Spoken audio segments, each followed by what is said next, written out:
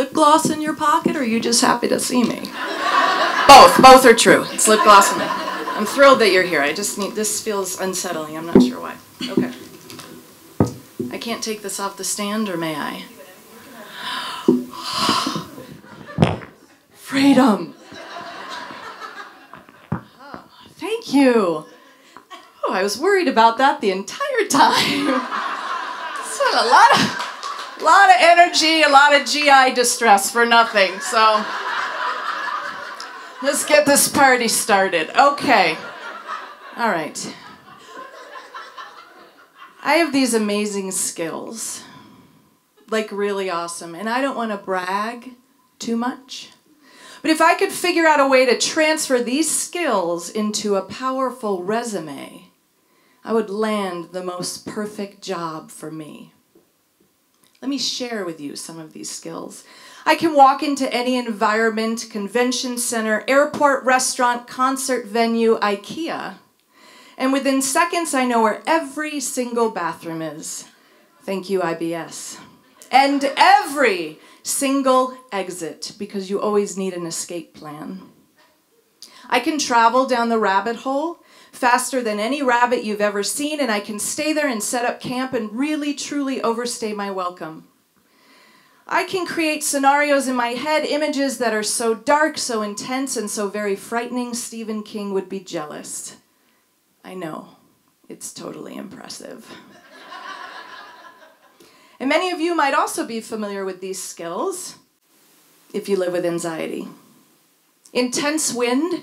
I lie awake for hours on end, convinced that the trees in my front yard will come crashing through the roof and kill my children. And when I say hours, I mean sometimes 4 to 6.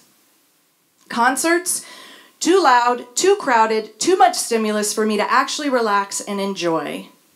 Outdoor venues are always preferred as they seem easier to exit in case of an emergency. Relationships. Well, people seem to love the adorable quirks that come along with anxiety until they don't.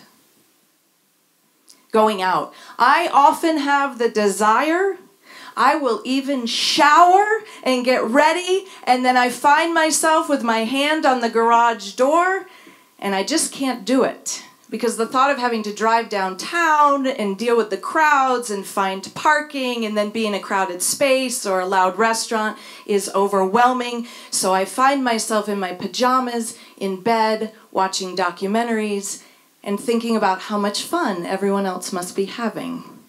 I love documentaries, by the way. Like, really love them. Language, it's so powerful, and it can help or harm equally. The language we use when we discuss illness is so opposite, depending upon whether or not we are discussing something physical, like cancer, or something that we can't see, like mental illness. Cancer is horrific, so we all agree on that. However, let's explore the way we talk about people who have cancer versus people who have a mental illness. It's no joke that if we can see the effects of something, like chemo, we are more likely to sympathize with it. So some of the cancer language, you are so brave. What a fighter they are. And if they didn't survive their battle with cancer, we say, wow, they put up such a fight. Now, I'm not saying we shouldn't talk like this, but let's compare this to how we talk to and about people with mental illness. 2 words that we often hear, and I'm raising my hand, and I'm not proud, I've used these words many times, should and just. Eating disorder, you should just eat a burger. What the hell, just have ice cream after dinner every night. Oh man, I wish I had an eating disorder. It would help me keep my weight down. Or just stop eating. You're not even hungry. Just stop. Depression. Dude, just go for a walk. It's like beautiful outside. Are you kidding me? All you need is some fresh air and sunshine. Oh my gosh, you know what you should do? You should totally quit caffeine, gluten, dairy. You should quit soy, sugar, alcohol. What else is there? We're gonna just, I don't know, almond milk. Quit that too. That'll help for sure. Anxiety. wait a minute. You're telling me that you really think that a tree will crash through your house and kill your children.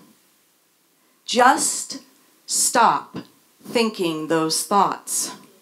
They're never going to happen. Insert thoughts about tornadoes, hurricanes, earthquakes, movie theater shootings, school shootings, mall shootings, and Donald Trump.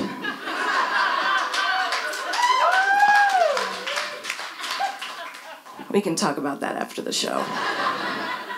Oh my gosh, you know what you should do? You should drink lavender tea. That'll help.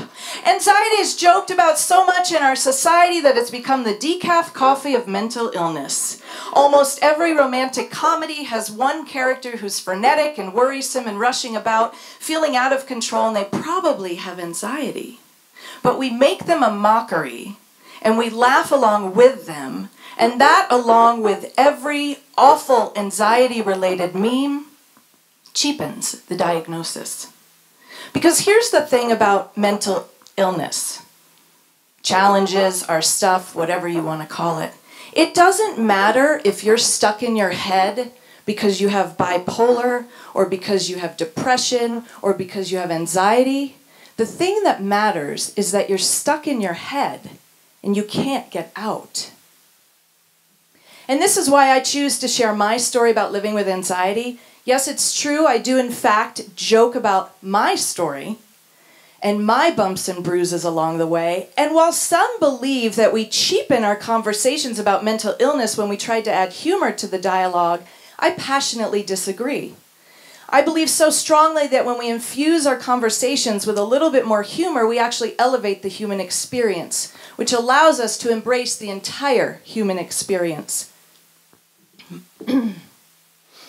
This in turn changes the way we view mental illness, and that is what we can all agree needs to happen. We need to change the way we talk about mental illness in order to end the stigma that surrounds mental illness. So thank you for allowing me to share, and please let's all agree to continue this conversation.